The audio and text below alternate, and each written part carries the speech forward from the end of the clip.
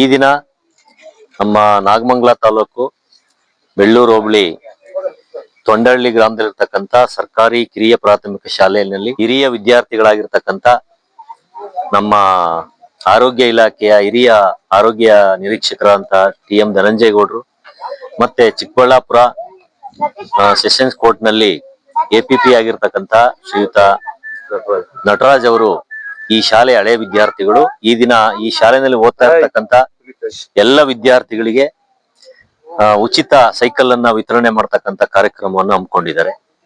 ಬಹುಶಃ ಇದು ಈ ಒಂದು ನಮ್ಮ ತಾಲೂಕಿನ ಇತಿಹಾಸದಲ್ಲಿ ಇದೆ ಮೊದಲು ಅಂತ ನಾನಾದ್ರೂ ಭಾವಿಸಿದ್ದೀನಿ. ಯಾಕೆಂದ್ರೆ ಒಂದು ಕಿರಿಯ ಪ್ರಾಥಮಿಕ ಶಾಲೆಗೆ ಪ್ರಾಮುಖ್ಯತೆಯನ್ನು ಕೊಟ್ಟು ಈ ಒಂದು ಶಾಲೆಯನ್ನ ಉಳಿಸುವಂತ ನಿಟ್ಟಿನಲ್ಲಿ ಈ ವಿದ್ಯಾವಂತರಾಗಿ ಈ ಶಾಲೆಯಲ್ಲಿ ಕಲಿತಂತ ಇಬ್ರು ವಿದ್ಯಾರ್ಥಿಗಳು ಈ ಒಂದು ಮಹತ್ ಕಾರ್ಯವನ್ನ ಮಾಡ್ತಾ ಇರ್ತಕ್ಕಂಥದ್ದು ಇದು ಒಂದು ಈ ಗ್ರಾಮದಲ್ಲಿ ಅವರು ಹುಟ್ಟಿದಕ್ಕೆ ಒಂದು ಹೆಮ್ಮೆ ಅಂತ ಈ ಗ್ರಾಮಸ್ಥರು ಇದುವರೆಗೆ ತಿಳಿಸ್ಕೊಟ್ಟಿದ್ದಾರೆ.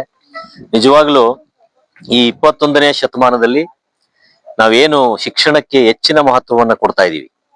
ಏಕೆಂದ್ರೆ ಅಕ್ಷರ, ಅನ್ನ, ಆರೋಗ್ಯ ಅಂತಕ್ಕಂಥದ್ದು ಮನುಷ್ಯನ ಮೂಲಭೂತ ಅವಶ್ಯಕತೆಗಳು. ಅದರಲ್ಲಿ ಅಕ್ಷರ ಅಂತಕ್ಕಂಥದ್ದು ಈಗ ಅತ್ಯಮೂಲ್ಯ ಸ್ಥಾನವನ್ನ ಪಡ್ಕೊಂಡಿದೆ.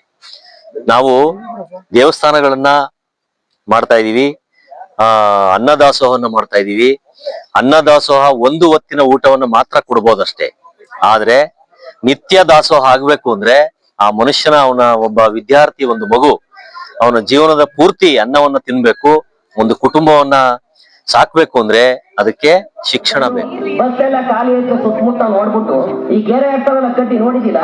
ನೋಡಿದಂತ ಹೇಳಿ ತೊಂಡಹಳ್ಳಿ ಗ್ರಾಮದಲ್ಲಿ ಇವತ್ತು ಸೈಕಲ್ ವಿತರಣೆ ಕಾರ್ಯಕ್ರಮ ಉಚಿತವಾಗಿ ಕೊಡ್ತಾ ಇದ್ದಾರೆ.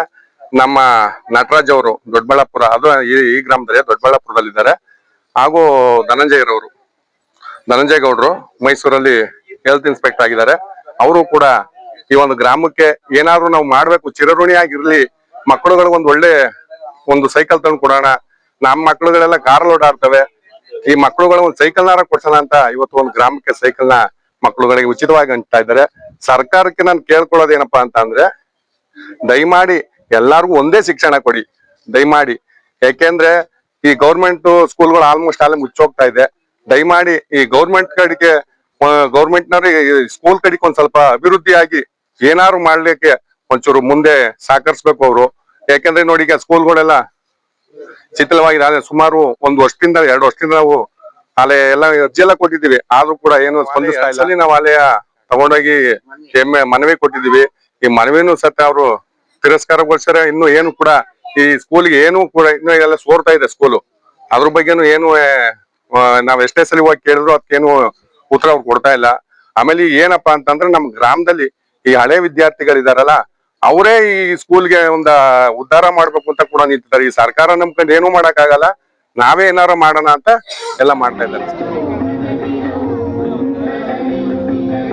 ತೊಂಡಹಳ್ಳಿ ಹುಟ್ಟೂರಿನ ಶಾಲೆಯಲ್ಲಿ ಉಚಿತ ಸೈಕಲ್ ವಿತರಣೆ ಕಾರ್ಯಕ್ರಮವನ್ನು ನಮ್ಮ ಶಾಲೆಯಲ್ಲಿ ಹಳೆ ವಿದ್ಯಾರ್ಥಿಗಳು ಓದಿರೋದ್ರಿಂದ ಟಿ.ಎಂ. ಧನಂಜಯ ಗೌಡ, ಆರೋಗ್ಯ ಇಲಾಖೆ, ಟಿ.ಎಂ. ನಟರಾಜ್ ಅವರು ವಕೀಲರು, ಚಿಕ್ಕಬಳ್ಳಾಪುರ. ಇದು ಒಂದು ಹೆಮ್ಮೆಯ ವಿಚಾರ. ನಮ್ಮ ಶಾಲೆಯಲ್ಲಿ ಸುಮಾರು ನಾನು ಈ ಸ್ಕೂಲಿನಲ್ಲಿ 78, 79, 80ನೇ ಇಸ್ವಿಯಲ್ಲಿ ನಾನು ಈ ಸ್ಕೂಲಿನಲ್ಲಿ ಓದಿನಿ. ಇದೇ ಬಿಲ್ಡಿಂಗು, ಇದೇ ಶಾಲೆ.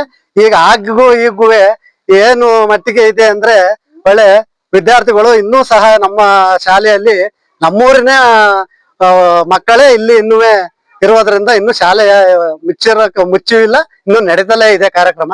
ಈ ಸೈಕಲ್ ವಿತರಣೆಯನ್ನ ಮಾಡ್ತಾ ಇರೋದು ನಮ್ಮ ಹೆಮ್ಮೆಯ ವಿಚಾರ. ನಮ್ಮೂರಿನ ಮುನಿಯಪ್ಪೇಶ್ರು ಅಂತ ಅವರ ತಂದೆ ಇದ್ರು, ಟಿ.ಎಂ. ಧನಂಜಯ ಗೌಡರ ತಂದೆ ಮುನಿಯಪ್ಪೇಶ್ರು ಅಂತ ಇದ್ರು. ಅವರು ಸ್ಕೂಲಿಗೆ ಮಾಸ್ಟರ್ ಆಗಿದ್ರು ಇಲ್ಲಿ. ಅವ್ರ ಮಗ ಟಿ.ಎಂ. ಜಯರಾಮೇಗೌಡ ಅಂತ ದೊಡ್ಡ ಮಗ, ಎರಡನೇ ಮಗ ಟಿ.ಎಂ.